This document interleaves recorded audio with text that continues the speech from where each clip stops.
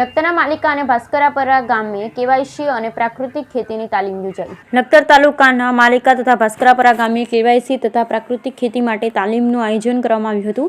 સરકારશ્રી દ્વારા કિસાન સન્માન નિધિ યોજના હેઠળ જે ખેડૂતોને વર્ષ 6000 એટલે કે 4 મહિને 2000નો હપ્તો જમા થાય છે, તેમાંથી જે ખેડૂતોને પોતાનું કેવાયસી કરાવવાનું બાકી હતું તેવા ખેડૂતોને સ્થળ પર કેવાયસી કરી દેવામાં આવ્યું તથા ગુજરાત પ્રાકૃતિક કૃષિ વિકાસ બોર્ડ ખેતીવાડી શાખા તથા આત્મા પ્રોજેક્ટ દ્વારા પ્રાકૃતિક કૃષિની તાલીમનું આયોજન કરવામાં આવ્યું, જેમાં પ્રાકૃતિક કૃષિ માસ્ટર ટ્રેનર રાજુભાઈ દ્વારા ખેડૂતોને પ્રાકૃતિક ખેતી અંગેનું માર્ગદર્શન આપવામાં આવ્યું।